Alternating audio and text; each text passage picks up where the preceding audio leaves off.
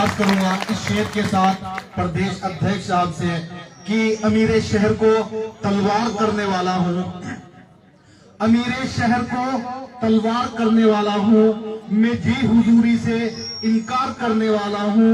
और कहो इन अंधेरों से समेट ले दामन अपना, कहो इन अंधेरे से समेट ले दामन अपना, मैं जुगनुओं को अलमदार करने वाला हूं। तालियों की गड़गड़ाहट से स्वागत करें सदर मोहतरम। औज़ु बिल्लाहि मिनश शैतानिर रजीम, बिस्मिल्लाहिर रहमानिर रहीम, रब्बि इश्रह ली सदरी व यस्सिर ली अमरी वहलुल उक़दतम मिन लिसानी यफ़क़हू क़ौली। अस्सलामु अलैकुम व रहमतुल्लाहि व बरकातुहू। मोहतरम बुजुर्गों, नौजवान साथियों, जहां तक मेरी आवाज जा रही है, मेरी पर्दा नशीन इज्जतदार माँ और बहनों, हमारी आपकी हम सब की पार्टी में एक शख्स जो आपसे मुखातिब, जिसका नाम पंडित मनमोहन झा गामा है, वो आपसे अपनी रुदात सुनाकर, अपने दिल की कैफियत बताकर आपसे वोट मांगने आया है, दिल्ली से चलकर यहीं। तो मेरी गुजारिश पहले यह है कि आप इन पंडित जी को यहां से मायूस नहीं भेजेंगे, बल्कि एक एक वोट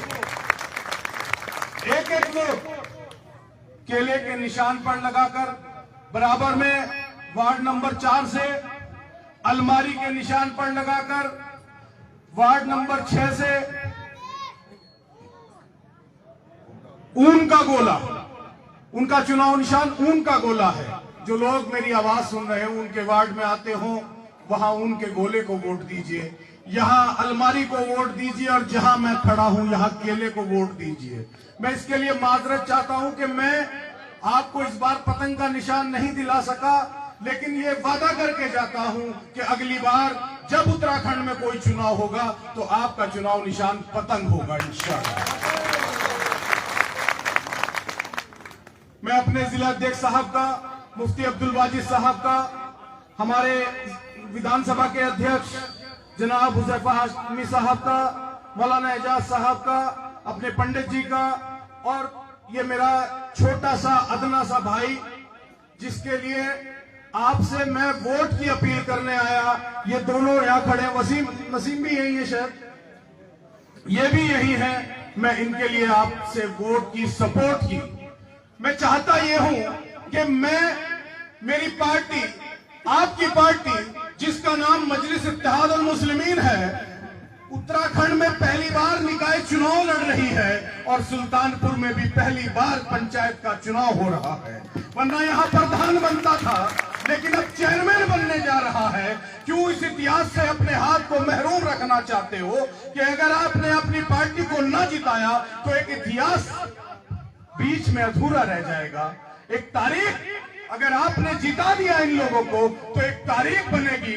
जब तारीख लिखी जाएगी कुल हिंद मजलिस इत्तेहादुल मुस्लिमीन की, तो उसमें लिखा जाएगा कि सुल्तानपुर में जब सबसे पहला चुनाव पंचायत का हुआ था, तो जब वहां सभासद बने थे तो उसमें ये तमाम मजलिस के नुमाइंदे सभासद बने थे। जो एक तारीख बनेगी सुल्तानपुर के नाम से।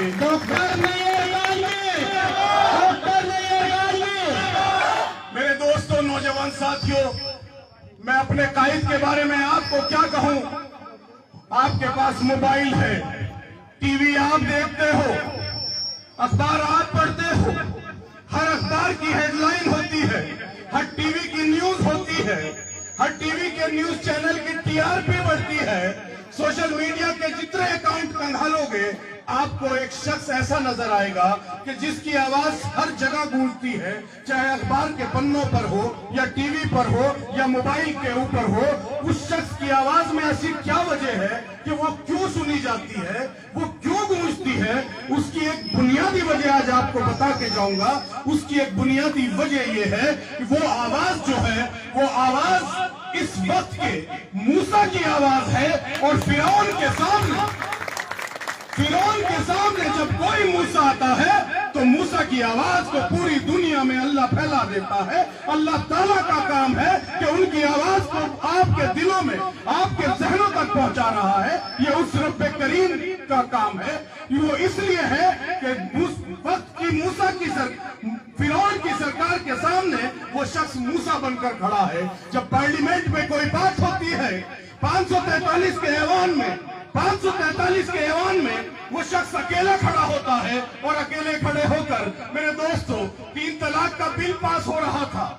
मालूम है आप सब लोगों को, शरीयत में मुदाखलत हो रही थी, मेरी शरीयत को बदलने की बात हो रही थी, कुरान के फैसले में मुदाखलत की जा रही थी। एक 25 MP मौजूद थे, नाम निहाद सेकुलर पार्टियों से थे, नाम निहाद मुसलमान थे। मेरे कायद ने उनके घर की कुंडी बजाई और कुंडी बजाकर हर शख्स को ये कहा कि आओ, जब तुम्हारा भी खुदा वही है, जब तुम्हारा भी खुदा वही है जो मेरा है, जब तुम्हारा भी रसूल वही है जो मेरा है, जब तुम्हारा भी कुरान वही है जो मेरा है, जब मेरी शरीयत की बात आ रही है तो तुम सदन में मेरा साथ दो, इस बिल की मुखालफत करो। मेरे दोस्तों, लेकिन किसी ने साथ नहीं दिया। जब 543 के ऐवान में ये बिल आ रहा था, 3 तलाक का बिल आ रहा था, ट्रिपल तलाक का बिल आ रहा था, तो वो शख्स अकेला खड़ा रह गया। और अकेले खड़े होकर उस शख्स ने जो कह सकता था वो कहा, जो दलील दे सकता था वो दलील दी, कुरान की रोशनी में दी, हदीस की रोशनी में दी। वो तमाम काम जो कर सकता था वो उसने किया, लेकिन बिल नहीं रोक सका।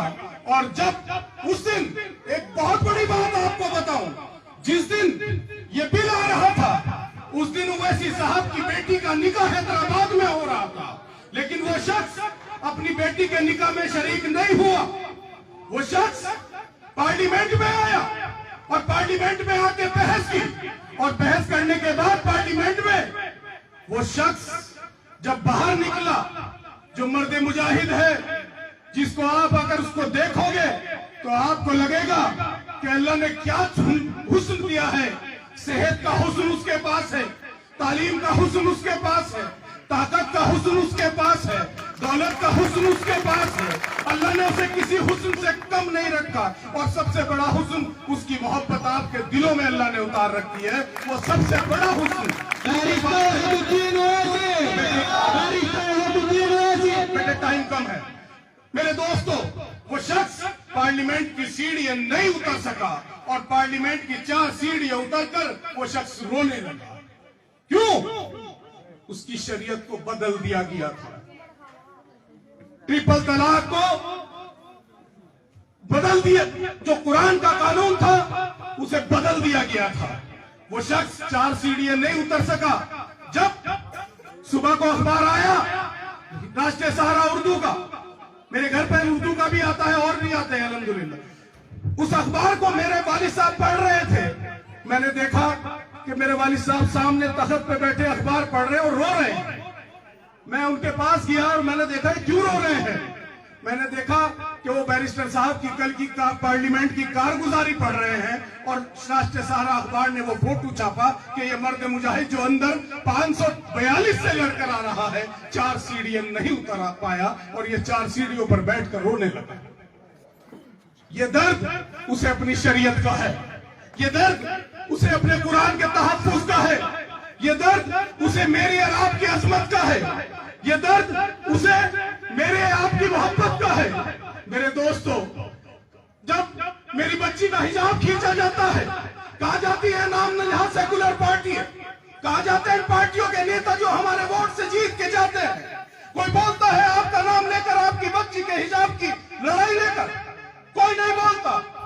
जब तलाक पर बात होती है कोई नहीं बोलता, जब NRC का बिल आता है कोई नहीं बोलता, जब UAPA पर बात होती है कोई नहीं बोलता, जब 370 पर बहस होती है कोई नहीं बोलता, जब पहलू खान को राजस्थान में मारा जाता है कोई नहीं बोलता, जब नासिर जुनैद को हरियाणा में जिंदा जलाया जाता है कोई नहीं बोलता, जब आपकी मस्जिद को शहीद किया जाता है कोई नहीं बोलता। क्यों नहीं बोलता? वो हक की आवाज नहीं उठा सकते। वो सच का साथ नहीं दे सकते। बहुत बड़ा कलेजा चाहिए सच बोलने के लिए, हक बात बोलने के लिए, लेकिन वो मर्द मुजाहिद खड़ा होता है और हक और सच का बयान करता है, हक और सच पर बात करता है। मेरे दोस्तों, वो सिर्फ और सिर्फ इसलिए कि किसी के साथ नाइंसाफी ना हो। आज हमारे दलित भाई हैं, उनके साथ सैकड़ों साल उनके साथ नाइंसाफी हुई, उनके साथ नाइंसाफी हुई। उन्हें पानी पीने का अधिकार नहीं था, उन्हें गांव में चलने का अधिकार नहीं था, उनके साथ जुल्म और ज्यादती होती थी। लेकिन एक कायद आया उनका, जिसका नाम डॉक्टर बी.आर. अम्बेडकर है। उस कायद ने उस पूरी कौम को जगा दिया और जगाकर एक फॉर्मूला दिया, एक स्लोगन दिया। बाबा साहब ने कहा था कि शिक्षा, सुरक्षा, सम्मान चाहिए, रोटी, कपड़ा, मकान चाहिए, मानव मानव एक समान, ऐसा भारत महान चाहिए। मेरे दोस्तों, ये डॉक्टर बी.आर. अम्बेडकर साहब ने कहा था और कहकर उन्होंने इस पर अपने समाज को इकट्ठा कर दिया था। आज उस सोई हुई कौम को, कोई बात नहीं, आवाज आएगी वहीं तक इंशाल्लाह। उस सोई हुई कौम को बाबा साहब ने उस सोई हुई कौम को जगा दिया, उस सोई हुई कौम को जगा दिया। लेकिन मेरे दोस्तों, नौजवान साथियों, क्या आप लोग अपनी जागी हुई कौम को नहीं जगा सकते? ये जागी हुई कौम है, इस कौम के पास माइक भी है, इस कौम के पास माला भी है, इस कौम के पास कुर्सी भी है, इस कौम के पास ये मंच भी है, अपनी बात कहने का हक भी रखता है। लेकिन जिस कौम के पास न माइक था, न माला थी, न मंच था, उसके पास कुछ भी नहीं था, जब वो कौम जाग गई तो क्या आप लोग नहीं जाग सकते? आप लोग नहीं जाग सकते? आप लोग जागेंगे इंशाल्लाह। क्योंकि आप देखो, डॉक्टर बी.आर. अम्बेडकर साहब जब बैरिस्टर बनने के लिए इंग्लैंड गए तो barrister Asaduddin Owaisi, doctor B R. Ambedkar sahab यहां से जब गए तो उनको लोग कहते थे कि डॉक्टर बी.आर. अम्बेडकर बैरिस्टर बनने गए। लेकिन जब वापिस लौट कर आए, उनके समाज ने कहा कि नहीं, अब ये डॉक्टर बी.आर. अम्बेडकर नहीं, अब ये बाबा साहब भीमराव अम्बेडकर है। बाबा साहब का खिताब दे दिया। जब महात्मा गांधी यहाँ से बैरिस्टर बनने गए तो यहाँ से जब गए तो मोहनदास करमचंद गांधी गए थे। जब लौट कर वापिस आए, उनके समाज ने उन्हें महात्मा का लक़ब दिया, महात्मा गांधी बना दिया। तुम्हारा भी कायद, तुम्हारा भी बैरिस्टर है, वो भी बैरिस्टर है, और इस वक्त पूरी पार्लियामेंट में वो अकेला बैरिस्टर है, दूसरा कोई उसके मुकाबले में नहीं है। मेरे दोस्तों, जब वो तुम्हारी लड़ाई लड़ता है, जब वो तुम्हारे हक की बात करता है, तो क्या हमारा फर्ज नहीं बनता कि हम उसका भी साथ दें? उसके साथ देने का एक तरीका है, उसका साथ देने का सिर्फ एक तरीका है।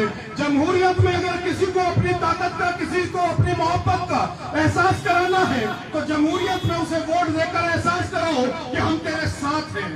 उसकी पार्टी को वोट देकर एहसास कराओ, उसके पार्टी के नुमाइंदों को जिताकर एहसास कराओ कि हम तेरे साथ हैं। मेरे दोस्तों, सर उठे तो सही जुल्म के सामने, सर उठे तो सही जुल्म के सामने, तभी तो जालिम का वक्त हिसाब आएगा। सर उठे तो सही जुल्म के सामने,